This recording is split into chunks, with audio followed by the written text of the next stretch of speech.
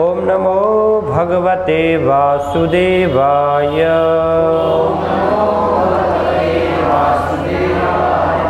ओम नमो भगवते वासुदेवाय।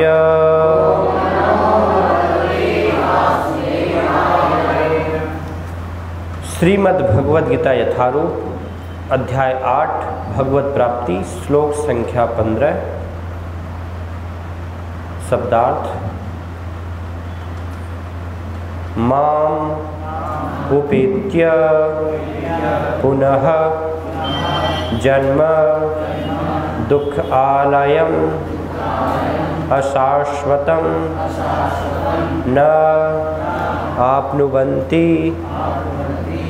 महात्मानं संसिद्धिं परमां गताः मामुपेत्य पुनर्जन्म दुःखालयम् अशाश्वतं नाप्नुवन्ति महात्मानः संसिद्धिं परमां गताः मामुपेत्य पुनर्जन्म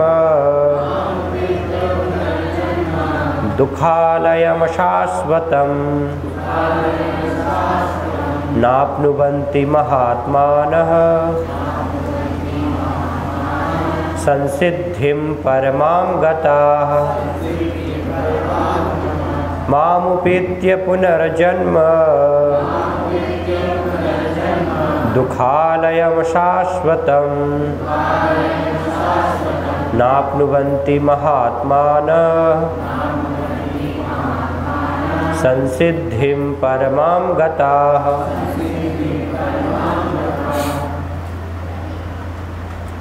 लिखा हुआ नहीं है ना लोग। अच्छा। शब्दार्थ। माम मुझको, उपेत्य प्राप्त करके, पुनः फिर, जन्म जन्म, दुख आलयम दुखों के स्थान को, अशाश्वतम क्षणिक, न कभी नहीं, आपनुवन्ति प्राप्त करते हैं, महात्मानः महान पुरुष, संसिद्धिम सिद्धि को, परमां परम, गताः प्राप्त हुए।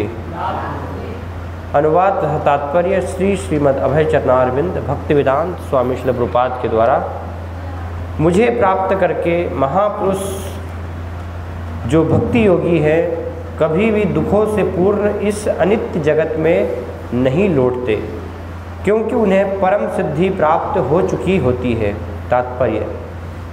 चूँकि यह नश्वर जगत जन्म जरा तथा मृत्यु के क्लेशों से पूर्ण है, अतः जो परम सिद्धि प्राप्त करता है और परम लोक कृष्ण लोक या गोलोक वृंदावन को प्राप्त होता है, वह वहाँ से कभी वापस नहीं आना चाहता। इस परम लोक को वेदों में अव्यक्त अक्षर तथा परमागति कहा गया है। दूसरे शब्दों में यह लोक हमारी भौतिक दृष्टि से परे है और अवर्णनीय है, किंतु ये चरम स्थल है जो महात्माओं का गंतव्य है। महात्मा अनुभव सिद्ध भक्तों से दिव्य संदेश प्राप्त करते हैं और इस प्रकार वे धीरे धीरे कृष्ण भावनात् में भक्ति विकसित करते हैं और दिव्य सेवा में इतने लीन हो जाते हैं कि वे न तो किसी भौतिक लोक में जाना चाहते हैं, यहाँ तक कि न ही वे किसी आध्यात्मिक लोक में जाना चाहते हैं। वे केवल कृष्ण तथा कृष्ण का सामीप्य चाहते हैं, अन्य कुछ नहीं। यही जीवन की सबसे बड़ी सिद्धि है।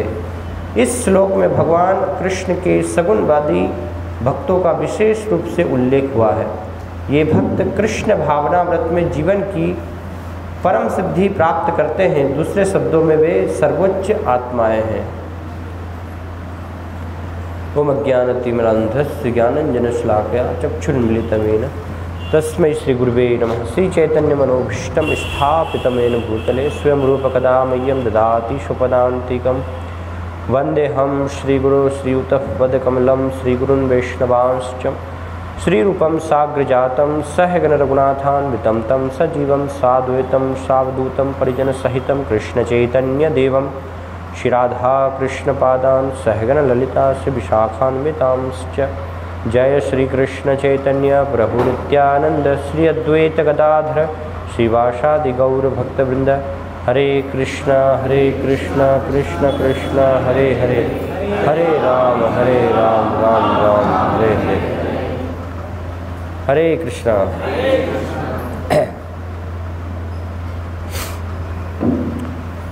इस श्लोक में भगवान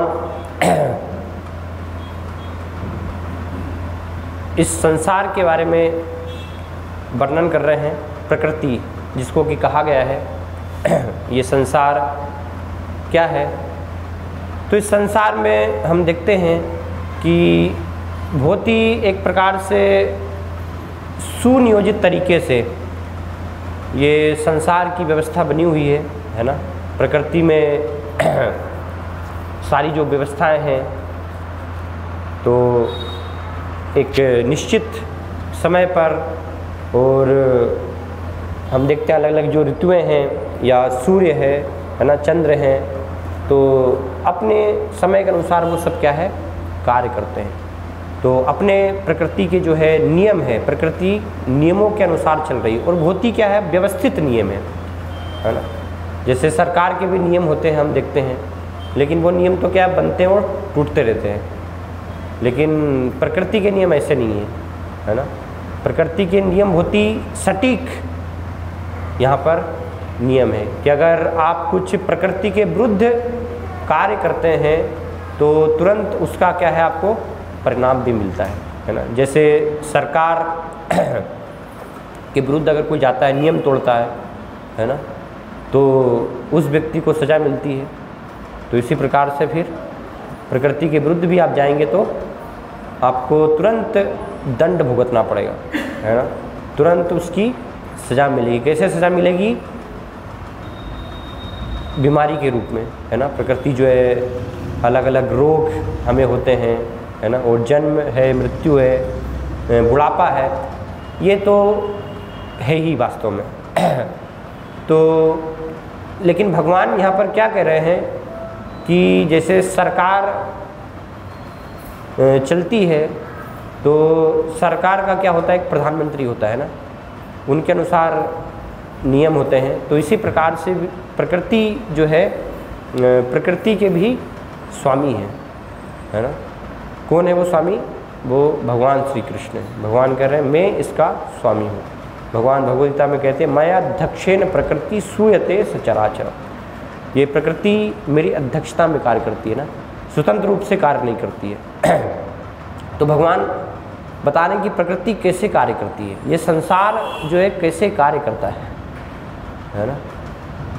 बड़े बड़े वैज्ञानिक गण हैं, आप देखेंगे, दार्शनिक है, संसार को समझना चाहते हैं, वो प्रकृति को समझना चाहते हैं, है ना। कितने सरकार जो है वो जो खोज करते हैं तो उसके पीछे करोड़ों करोड़ रुपए ऐसे व्यर्थ गवा देती है सरकार।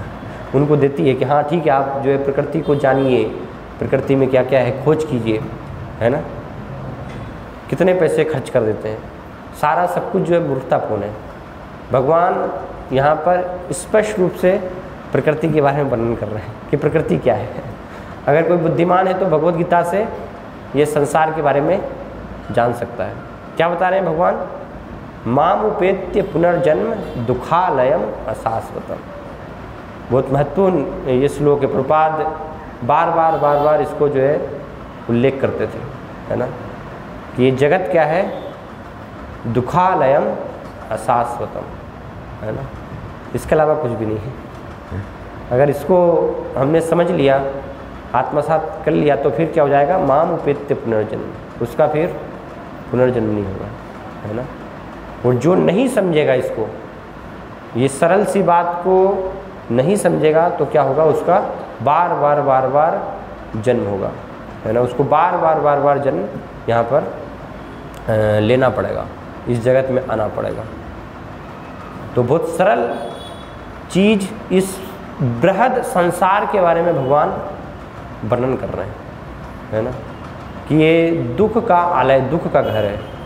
जैसे पुस्तकालय होता है तो पुस्तकालय में क्या मिलेगी आपको? पुस्तकें मिलेंगी। हिमालय में जाएंगे तो आप वहाँ पर आपको बर्फ़ मिलेगी है ना। ऐसे संसार में क्या है? दुख है।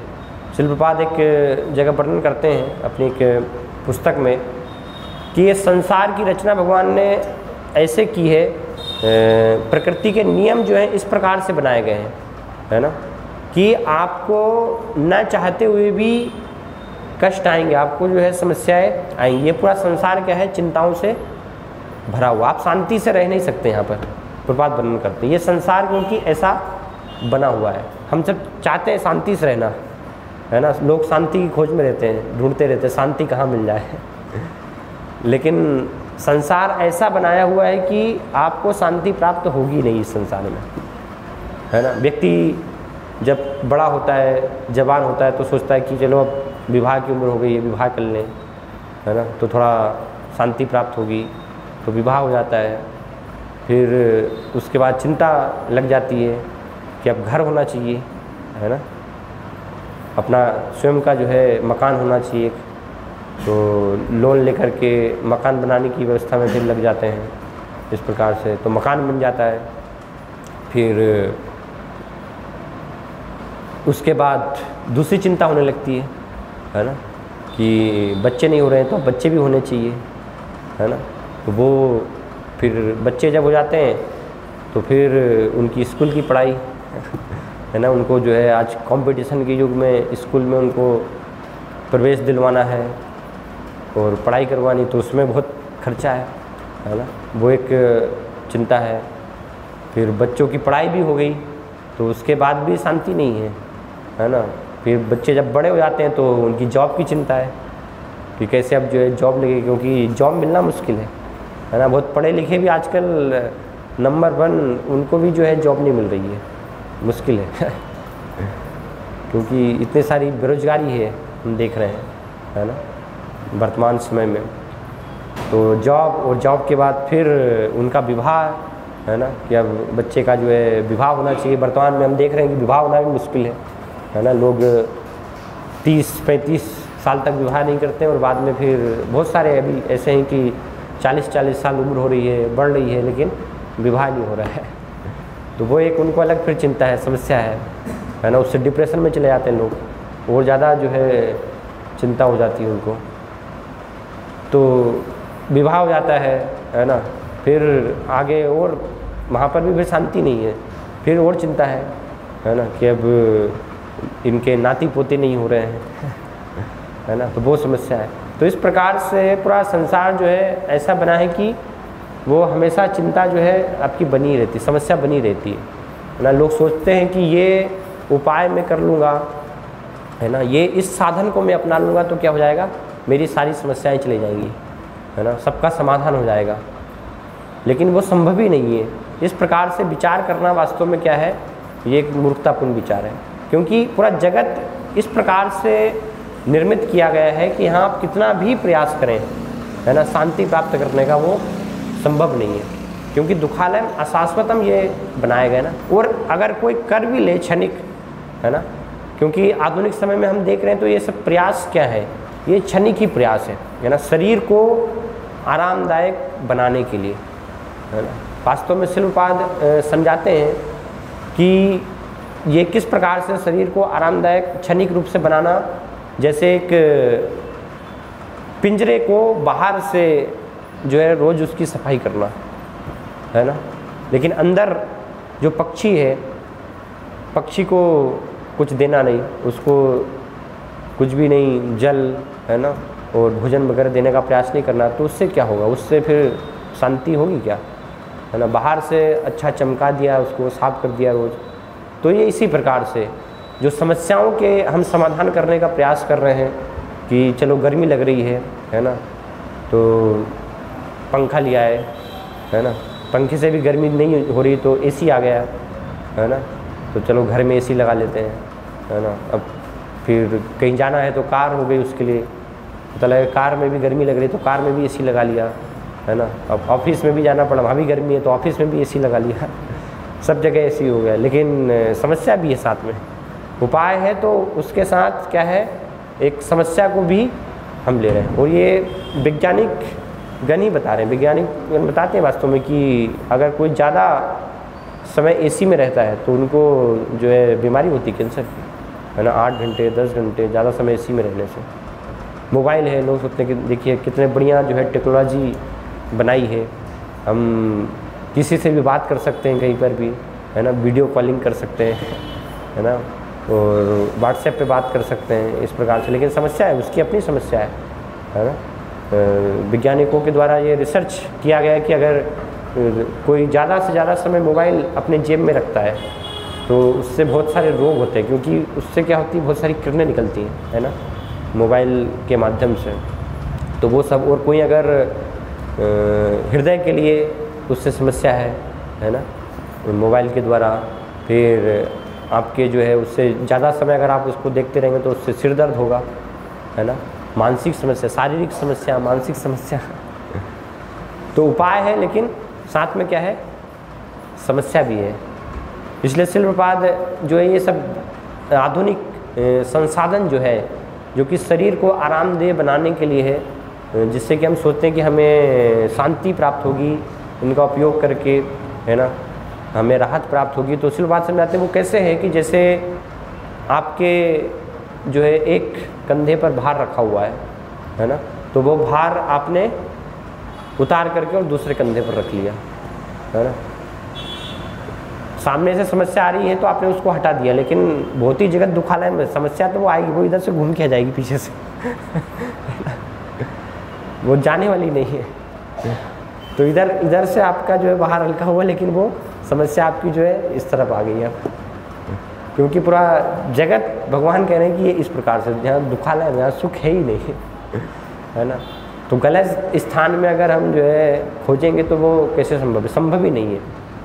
वो प्रयास क्या होंगे, हमारे विफल होंगे, और वास्तव में हम जो है ये संसार में फंसते जाएंगे, है ना। क्योंकि ये पूरा संसार इस प्रकार से बना है कि एक वस्तु से भी आसक्त है तो वो आसक्ति हमारी ओर बढ़ती जाएगी, है ना, और ज़्यादा हम आसक्त होते जाएंगे वास्तव में, है ना। वो इतनी दृढ़ आसक्ति हो जाएगी कि फिर निकलना जो है मुश्किल हो जाएगा, पूरा चिपक जाएंगे हम, है ना। एक हितोपदेश में बहुत सुंदर एक कथा आती है ना, कि एक बंदर जो एक पेड़ पर बैठा हुआ था, तो उसने नीचे वो रोड बनाते हैं ना, तो रोड में डामर डालते हैं, है ना, तो वो डाल रहे थे तो उसका डिब्बा था वो टीन का, है ना, तो उसने देखा कि कुछ इसमें होगा खाने की वस्तु कुछ, है ना।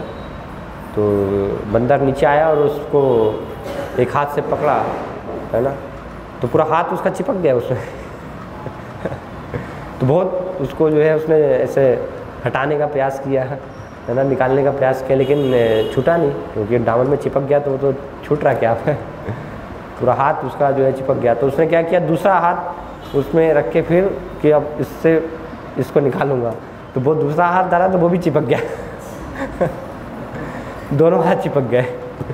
फिर क्या किया, दोनों हाथ चिपक गए तो पूरा सिर उसमें डाल करके अब दोनों हाथ को निकालता हूँ, तो सिर डाला तो सिर भी चिपक गया दोनों हाथ भी चिपक गए, सिर भी चिपक गया। तो इस प्रकार की ये भौतिक जगत में आसक्तियाँ हैं, है ना। अगर किसी एक भी वस्तु से हम आसक्त हैं तो और क्या होते जाएंगे, आसक्त होते जाएंगे संसार। वो आसक्ति हमारी जो है घनी होती जाएगी, बढ़ती जाएगी, और फिर निकलना जो है मुश्किल हो जाएगा। कितना भी हम अपने आप को उससे जो है छुड़ाने का प्रयास करेंगे, निकालने का प्रयास, लेकिन स्वयं के प्रयास से हम निकल नहीं पाएंगे जब तक कि कोई दूसरा व्यक्ति, है ना, दूसरा व्यक्ति कौन, साधु, भगवान के भक्त, वो जब तक नहीं निकाले ना, स्वयं हम कभी भी जो है नहीं निकल पाएंगे, क्योंकि पूरा संसार की रचना भगवान ने इस प्रकार से की है। तो इसलिए ये सारे जो प्रयास हैं, आधुनिक जो भी प्रयास किए जा रहे हैं, है ना, और उस प्रयास में हम सब संलग्न हैं, है ना। हमें लग रहा है कि नहीं बहुत अच्छी ये तो सुविधाएं, भारत प्रगति कर रहा है ना।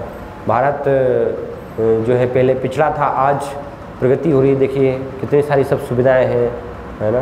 तो हम प्रगति कर रहे हैं, भारत का जो है विकास हो रहा है, लेकिन क्या विकास हो रहा है? कुछ भी विकास नहीं हो रहा है ना। अमेरिका की हम नकल कर रहे हैं, लेकिन साथ में सब समस्याएं भी हैं, बहुत सारा टेंशन है लोगों को, है ना, कितनी सारी समस्याएं हैं, डिप्रेशन में है लोग, हम देख रहे हैं। आज थोड़ा सा कुछ किसी को भी आज आपने बोल दिया बच्चों को तो तुरंत सुसाइड कर लेते हैं है ना, उनको बिल्कुल सहन नहीं होता है किसी को, थोड़ी सी समस्या में वो आत्महत्या कर लेते हैं। तो ये कितनी विदेश में जो है बहुत ज़्यादा ये सब समस्याएं हैं, तो इसलिए वो शांति की खोज कर रहे हैं। इसलिए हम देख रहे हैं कि वो सब भारत आते हैं, भारत में यहाँ पर योग है ना, ध्यान है, उसकी विधि को वो अपनाते हैं, कुछ हिमालय में जाते हैं, वो सब खोजने का प्रयास कर रहे हैं, क्योंकि धन है उनके पास, आधुनिक सब सुख सुविधाएं हैं, सारी वस्तुएं हैं, लेकिन शांति नहीं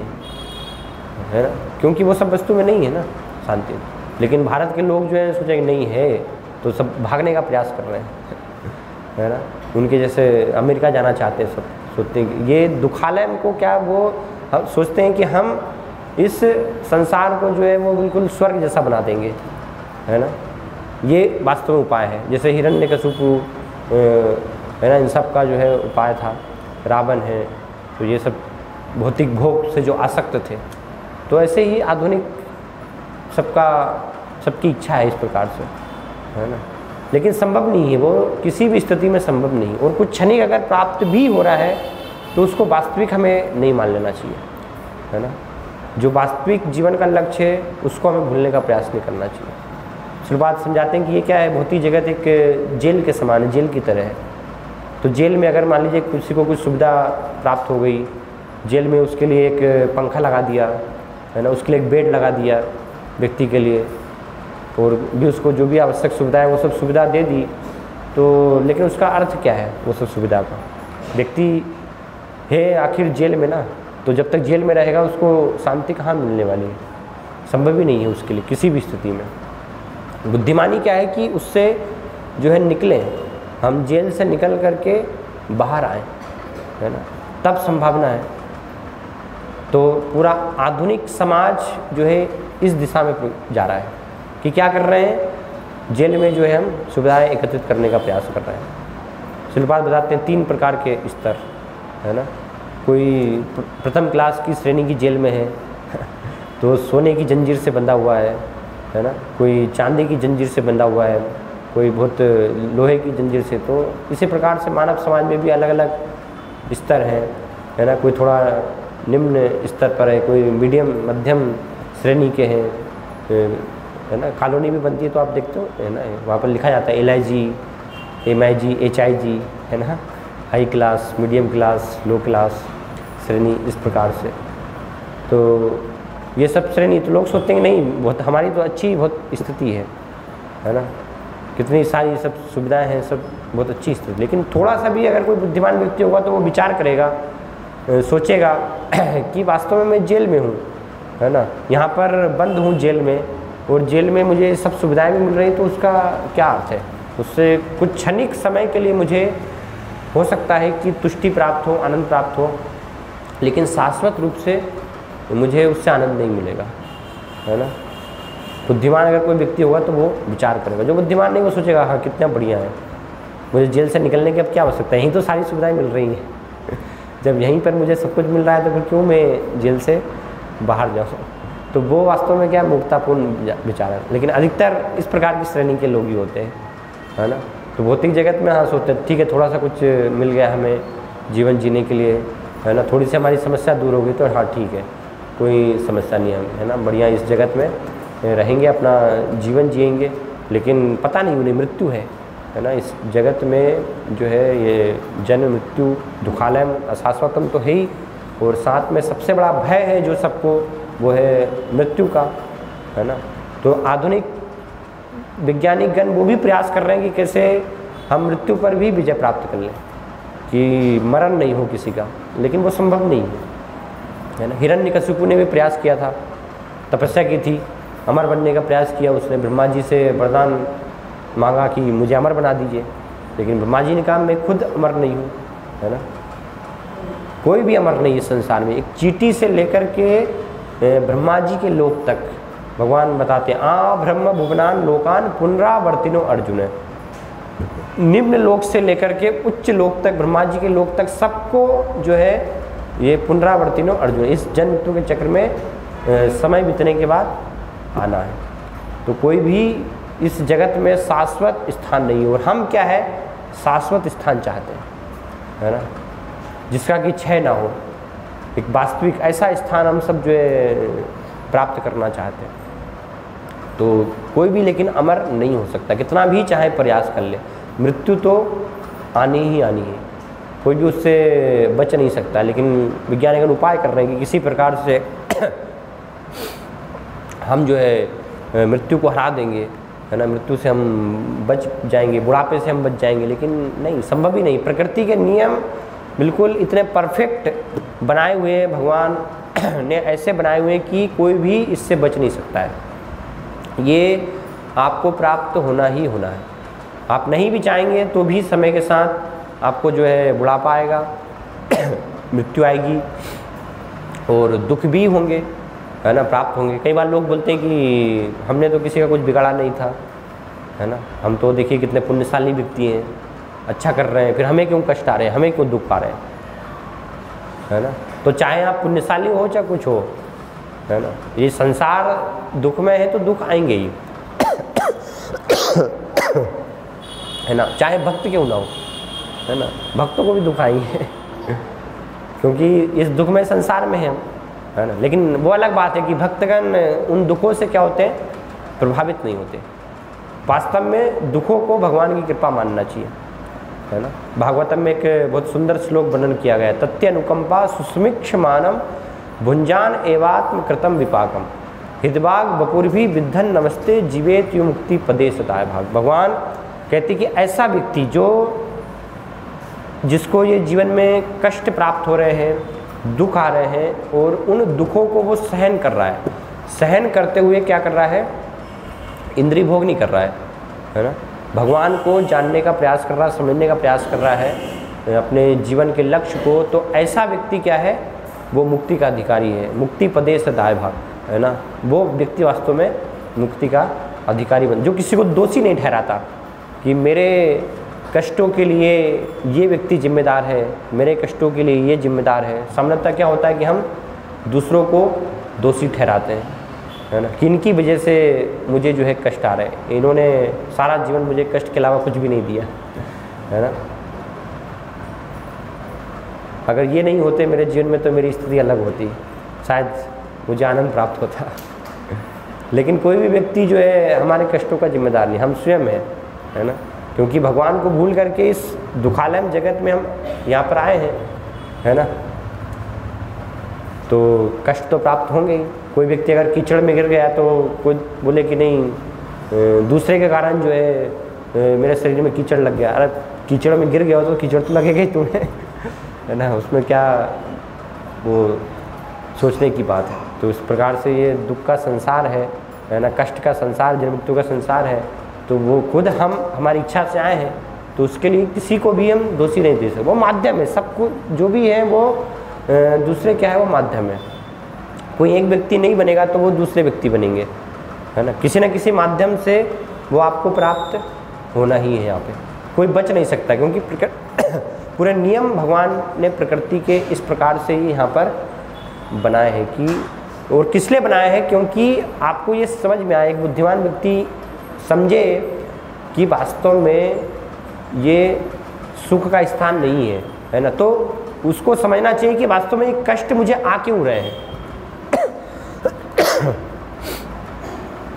बुद्धिमान व्यक्ति को ये विचार करना चाहिए कि कष्ट क्यों आ रहे हैं मुझे, है ना, ये इनका मूल उपाय क्या, वास्तविक इनका समाधान कैसे किया जा सकता है। उसको कहा गया आत्यंतिक दुख निवृत्ति, कि पूर्ण रूप से सभी दुखों से जो है मुक्ति, क्षणिक मुक्ति नहीं, है ना, पूर्ण मुक्ति। लेकिन उसके बारे में विचार नहीं करते लोग, है ना, बस क्षणिक रूप से कुछ हमें जो है तुरंत बस राहत प्राप्त हो जाए, है ना, तुरंत कुछ इमीडिएटली समाधान हमें बस मिल जाए, है ना, वो सब खोजने का प्रयास करते हैं।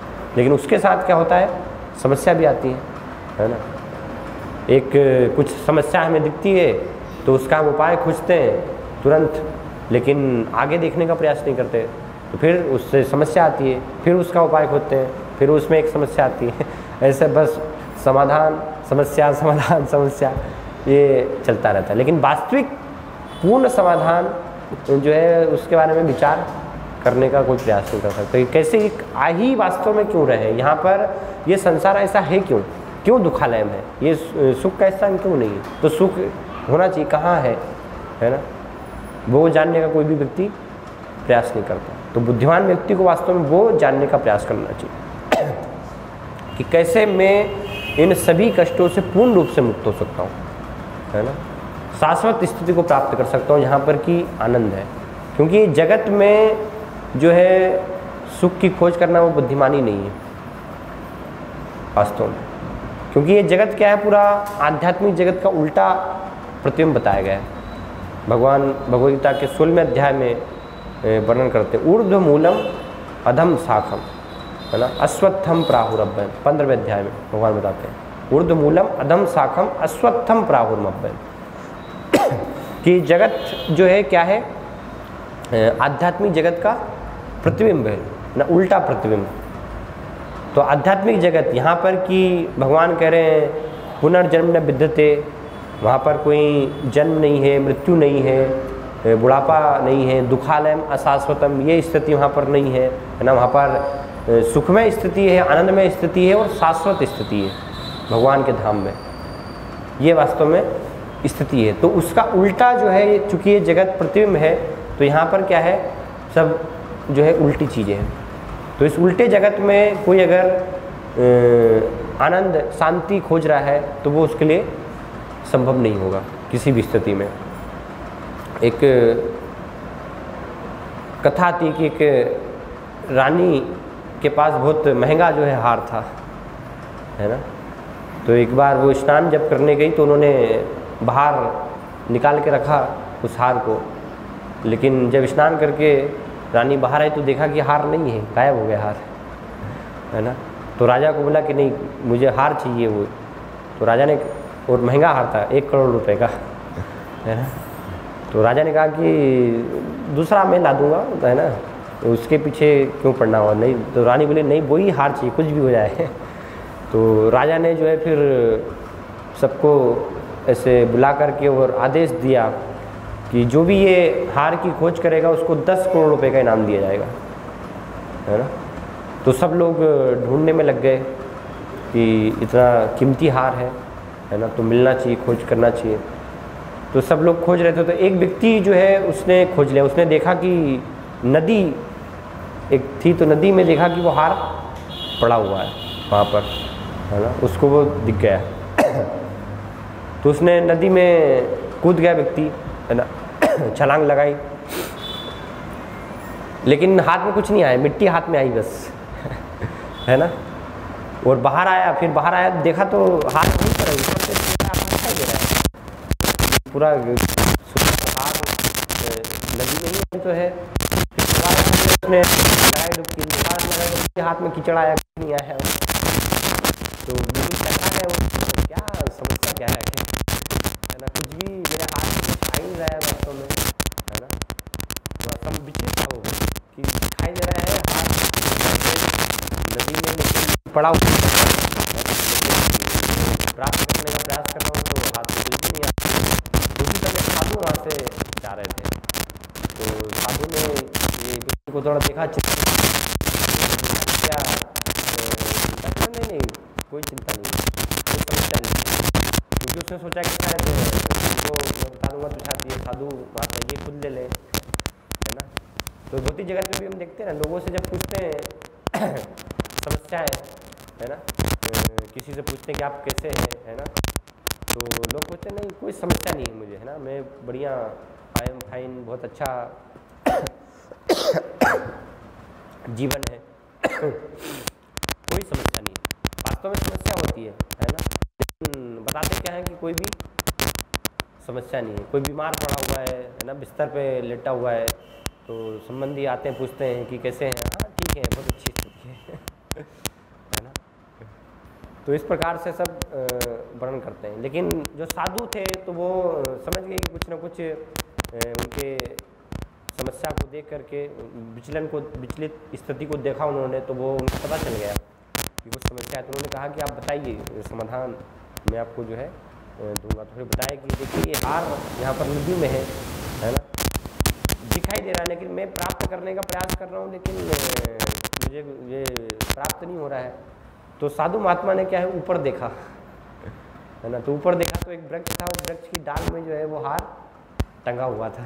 एक पक्षी ने उठा करके वहाँ पर उसको जो है लटका दिया था। तो दिखाया साधु महात्मा ने कि ये देखो हार जो है वो वहाँ पर है, तुम यहाँ खोजने का जो है उसको तो कैसे तुम्हें प्राप्त होगा।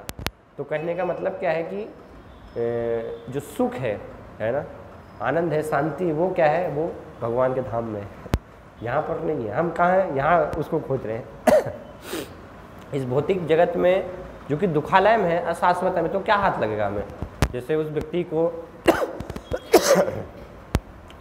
केवल मिट्टी हाथ लग रही है ना, तो ऐसे हमारे हाथ भी कुछ आएगा नहीं, है ना, केवल कष्ट ही हाथ आएंगे वास्तव में। क्योंकि पूरा किम, इसलिए बताया शास्त्र में, किम सुखम मर्त धाम इमम, कि ये जन्म मृत्यु के चक्र में, जगत में वास्तव में वास्तविक सुख कहाँ है ना, वो संभव ही नहीं। सुख की केवल एकमात्र कल्पना है, जो भी है हम प्राप्त करने का प्रयास कर रहे हैं। तो इसलिए बुद्धिमान व्यक्ति को इस क्षणिक यहाँ पर कुछ समाधान करने का प्रयास नहीं करना चाहिए, तुरंत वास्तव में निकलने का प्रयास करना चाहिए।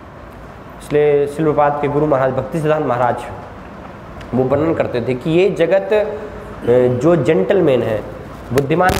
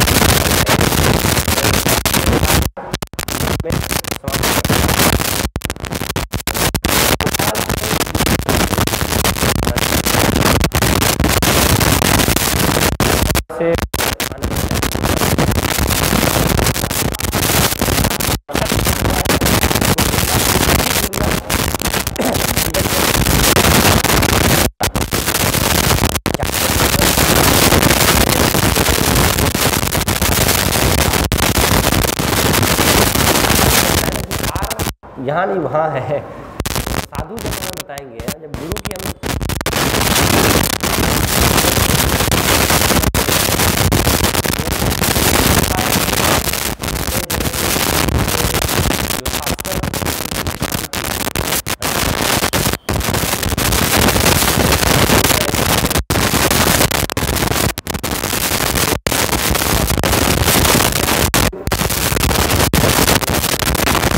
प्रयास है, तो बस व्यर्थ परिश्रम करते रहे, जो है पिंजरे को ही करते रहे, लेकिन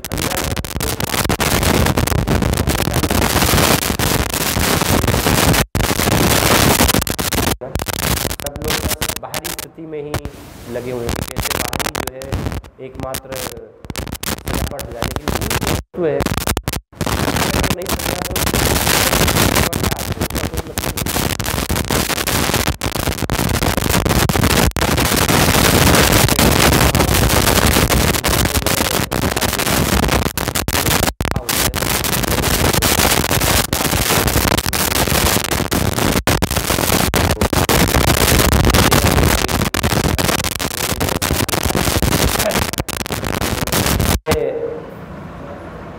बता रहे थे वो कि देखिए हमने ये व्यवस्था की है ना, हमने अलग जगह से अलग अलग सामग्री मंगवाई है ना, हमने मैसूर से मैसूर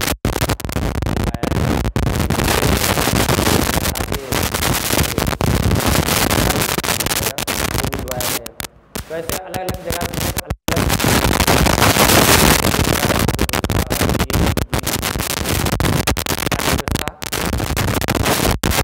कोई है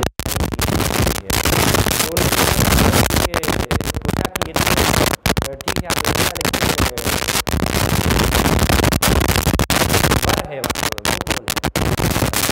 बोले बस वो व्यवस्था बाकी है, व्यवस्था हो गई है, वर की ही व्यवस्था बाकी बस वही जो है होता है। तो भगवान सबसे महत्वपूर्ण है वर, तो वही हो गया नंबर वगैरह से लिया है सारी व्यवस्था चीज़ों का क्या है ना, कोई उसका क्या है वास्तविक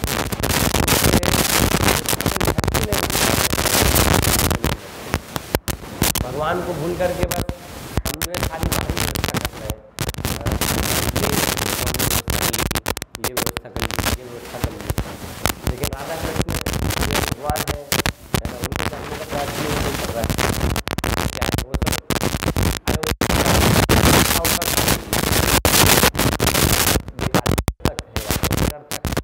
है ना।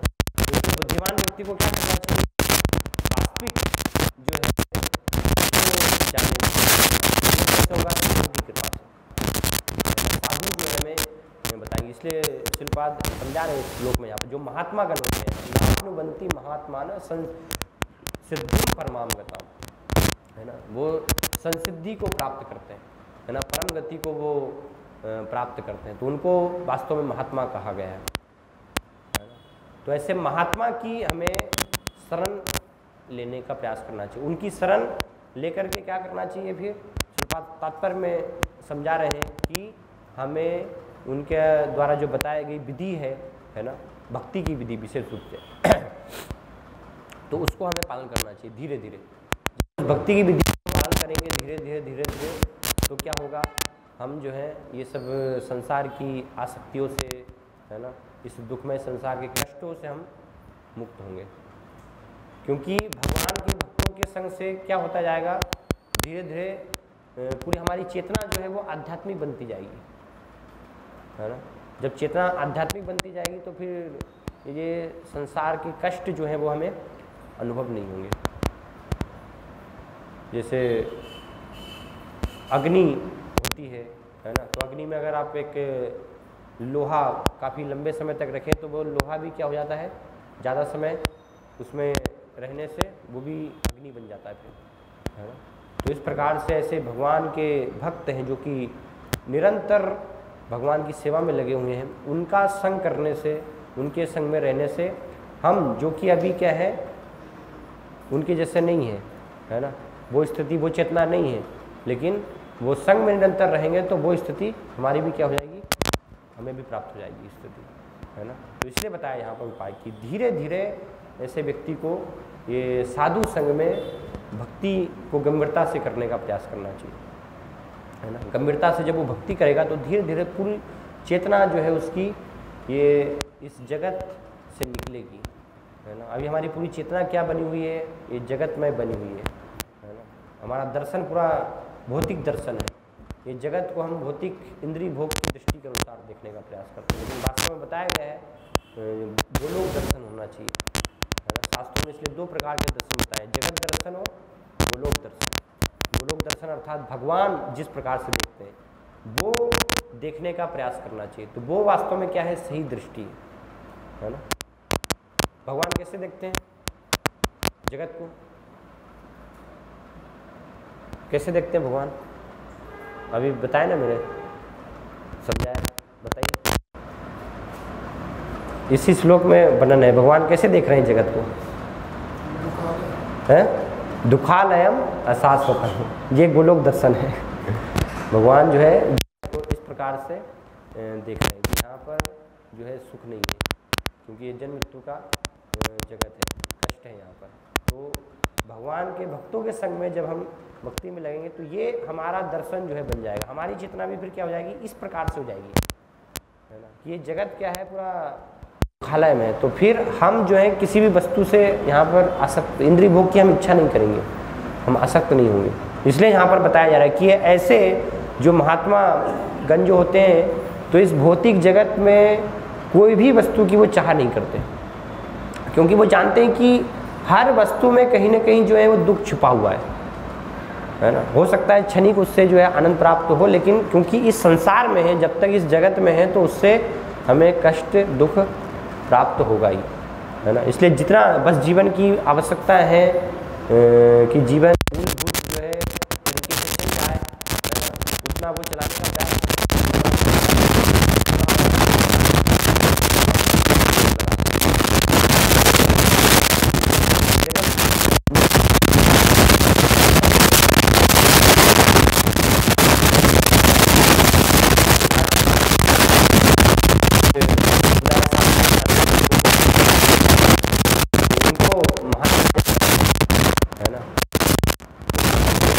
प्रयास अलावा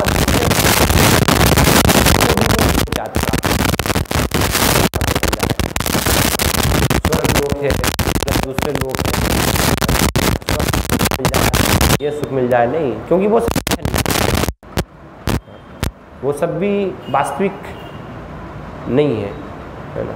भारत में लोग सोचते हैं कि हम अमेरिका चले जाएंगे, उनको अमेरिका जो है स्वर्ग जैसा लगता है, और जो है आनंद आएगा। लेकिन सब इस संसार में कहीं भी भौतिक जगह ब्रह्मा जी के लोग चले जाएंगे, हर जगह क्या है पर ये समस्याएं बनी रहेंगी। आप सोचिए इस लोक में हम जाएंगे तो हमें शांति प्राप्त होगी, प्रयास चंद्रमा पर जाने का, अलग अलग लोग जाने का प्रयास जाए, लोगों के बनवाने पैसे भी करोड़ों करोड़ रुपए की आपके लिए हम घर वहाँ पर जो है घर बन रहे हैं, होने वाला नहीं है ना। वो कल्पना के घर क्या है, सब वो टूट जाते हैं। जैसे वो देखा ना हमने, बच्चे रेत के घर बनाते हैं, है ना, मिट्टी के बनाते हैं, तो वो क्या है, सब पानी आता है और बस तुरंत जो है सारे जो टूट जाते हैं। तो बस इस प्रकार से यहाँ पर संसार में स्थिति। तो इसलिए भक्ति करके ये चेतना हमें जो है विकसित करनी है भगवान के भक्तों के संग, कि कैसे हम जैसे भगवान जो है यहाँ पर बता रहे हैं उसको हम कैसे साक्षात्कार करें, उसको हम देख पाएँ, वास्तव में समझ पाएँ, है ना। वो समझ गए तो फिर ऐसा व्यक्ति जो है उसकी मुक्ति निश्चित है। जो भगवान यहाँ पर जो कह रहे हैं इस पर पूर्ण विश्वास कर रहा है ना, और उस प्रकार से अपना जीवन जीने का प्रयास कर रहा है कि हाँ भगवान कह रहे हैं दुखालय शाश्वतम है, तो भगवान का मत गलत नहीं हो सकता, क्योंकि भगवान ने ये संसार की रचना की है, भगवान की प्रकृति, ये संसार जो है वो भगवान की प्रकृति है। तो भगवान हमसे कहीं ज़्यादा जो है इसको अच्छे से समझते हैं, अच्छे से जानते हैं। लेकिन है उल्टा, हम जो है भगवान से ज़्यादा बुद्धिमान बनने का प्रयास कर रहे हैं। हम सोचते नहीं, इस दुखालय जगत को भी मैं सुखमय बनाकर रहूँगा है ना, शाश्वत रूप से यहाँ पर जो है मैं सुख प्राप्त करके ही दिखा दूँगा एक दिन में, है ना। पूरा हम जो है तो प्रयास इसलिए करते, निराश नहीं होना है, हमें कामयाब होंगे, हम एक दिन जो है ना कामयाब जरूर होंगे है ना, हमें सुख प्राप्त होगा, इस जगत में ही शांति हमें प्राप्त होगी। तो ये सब क्या है, वास्तव में मूर्खतापूर्ण है। इसलिए बुद्धिमानी क्या है कि भगवान के मत को हम स्वीकार करें, क्यों चाहते हैं हम, है ना, इस दुखमय जगत में ही रहना क्यों चाहते हैं। भगवान कह रहे हैं कि मेरे पास आओ ना, ये यहाँ पर जो है आप जो चाहते हो सुख जो है, तो इस गलत स्थान में क्यों खोज रहे हो, है ना, क्यों उसको प्राप्त करने का प्रयास कर रहे हो। मेरे पास आओ, मेरे धाम में आओ, यहाँ पर सारी सब कुछ शाश्वत रूप से व्यवस्था है ना, तो उसको फिर प्राप्त करने का प्रयास क्यों ना करें हम। तो वो बुद्धिमानी है वास्तव में, है ना। उसमें ज़्यादा आपको परिश्रम करने की आवश्यकता नहीं है ना, भगवान की शरण लेनी है हमें, भगवान के वचनों को स्वीकार कर लेना है और उस प्रकार से कार्य करेंगे तो बहुत सरलता से भगवान यहाँ पर कह रहे हैं कि जो इस पर श्रद्धा करता है तो उस व्यक्ति का फिर पुनर्जन्म नहीं होगा, माम उपेत्य पुनर्जन्म, है ना, इस दुख में संसार में उसको आना नहीं पड़ेगा। तो इसलिए निरंतर हमें महात्मा जनों का संग करना चाहिए, है ना, भगवान के भक्तों का संग करना चाहिए, निरंतर हमें ये सुनना चाहिए, जानना चाहिए उनसे कि ये दुखालय है ना, अशाश्वत है, यहाँ पर जो है सुख नहीं है, बार बार है ना। इसलिए सुलबात बार बार ये बताते थे कि जगत जो है क्षणिक है, किसी भी क्षण बस मृत्यु हमें आ सकती है। तो बार बार जब चिंतन करेंगे तो वो हमें जो है स्मरण हो, क्योंकि भूल जाते हैं ना, माया क्या होती है हमें सब भुला देती है। तो संसार में कहीं भी हम थोड़ा सा क्षणिक आनंद देखते हैं तो हमें लगता है कि वाह कितना जो है आनंद में स्थिति है संसार में है, खो जाते हैं हम है ना। माया जो है बताती है हमें इस प्रकार से, अरे कितना आनंद है संसार में, है ना, इसी संसार में तुम्हें रहना है, यही वास्तविक स्थान है ना। तो इसलिए लोग वास्तविक अपना घर बनाने का प्रयास करते हैं, सोचते हैं कि हाँ हमेशा हम रहेंगे, ऐसे बनाते हैं, है ना। माया इस प्रकार से पूरा प्रलोभित करती है। लेकिन साधु संग में बार बार हमें श्रवण करना कि नहीं, है ना, ये जगत में जो है सुख नहीं है, नहीं है। तो ये जब बार बार श्रवण करेंगे तब हमारा कितना जो है स्थिर होगा। एक दो बार से कुछ नहीं होगा, है ना, एक दो बार से तो माया जो है यूँ ही भुला देगी हमें, क्योंकि सुख के बारे में ज़्यादा हम सुन रहे हैं, भौतिक जगत की कैसे सुख में है सब आप देख लीजिए। विज्ञापन जो है आधुनिक जो प्रतिनिधि हैं, माया के एजेंट हैं, है ना, पूरा माध्यम से लोगों को प्रलोभित करने का कि नहीं ये जगत में आपको हम आनंद करवा के रखेंगे, है ना। ऐसी अलग अलग सब चीज़ें लेकर के आते हैं, दिखाते हैं, तुरंत तो प्रलोभित हो जाते हैं, आकर्षित हो जाते हैं इन सब चीज़ों से, है ना। तो उसका परिणाम क्या होता है ना, उनको फिर दुख प्राप्त होता, ठगे जाते हैं, फिर ठगे जाते हैं, लेकिन उससे भी शिक्षा नहीं लेते। बार इसलिए प्रहलाद महाराज बताते हैं कि लोग इतने जो है मतलब कि बार बार वो इस जगत में जो है ठगे जाना चाहते हैं, ये उनकी जो है बार ऐसे जो है इसको सुनना चाहिए, समझना चाहिए, है ना। साधु अच्छे से श्रवण करने का प्रयास करना चाहिए कि ये जगत वास्तव में इस बात पर हम स्वीकार करते हैं, समझ लें तो मुक्ति का मार्ग जो है प्रशस्त हो सकता है। कोई कठिन नहीं है, वो सोचते हैं कि नहीं कितना कठिन है भक्ति करना, बहुत सरल है ये मार्ग, भगवान बता रहे हैं। बस हम स्वीकार करना, कठिनाई का है कि हम जो है स्वीकार करना नहीं चाहते, अपनी बुद्धि लगाना चाहते हैं। वास्तव में भगवान के मत को हम स्वीकार करना नहीं चाहते। अगर भगवान के मत को हम स्वीकार कर लें तो उसमें फिर कोई किसी भी सरल हो जाएगा, मतलब भगवान तो इसलिए बताया गया ना कि भगवान के अगर कोई शरण लेता है, भगवान के वचनों को पूर्ण श्रद्धा के साथ स्वीकार कर लेता है, तो ये जगत जो कि इतना जटिल है, समस्याओं से भरा हुआ है, कष्टों से भरा हुआ है, भगवान जो कि समुद्र के समान है ना, वो समुद्र को जो है एक गाय के खुर में भरा हुआ जो जल होता है ना, गड्ढे के समान छोटा सा बना देते हैं, बस इस प्रकार से वो सरल कर देते हैं भगवान। तो एक छोटे से गड्ढे को लांघना फिर कोई बड़ी बात नहीं होती है एक व्यक्ति के लिए, है ना, वो आसानी से सरलता से उस छोटे से गड्ढे को लांघ सकता है।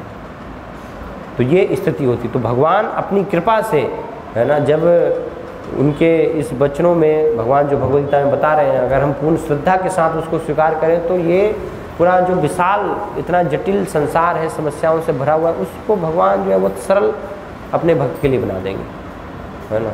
तो उसमें कोई कठिनाई फिर नहीं लगेगी और आसानी से भक्त जो है ये जीवन को त्याग करके फिर वो भगवान के धाम को प्राप्त करेगा। तो इसलिए हम इसको स्वीकार करें, है ना, संदेह नहीं होना चाहिए हमें, है ना, अपनी बुद्धि हमें लगाने का प्रयास नहीं करना है। तो इस प्रकार से भगवान बहुत सुंदर ये श्लोक में यहाँ पर बता रहे हैं पूरे जगत की स्थिति सरल शब्दों में। हरे कृष्णा। तो यहाँ पर हम विराम देंगे। कोई अगर प्रश्न है, आपके जिज्ञासा है, पूछ सकते हैं, हाथ खड़ा कर सकते हैं।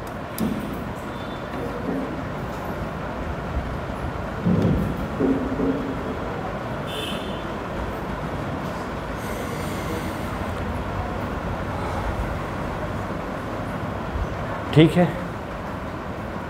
हरे कृष्णा। श्रीमद् भगवद गीता यथारूप की जय। श्रील प्रभुपाद की जय।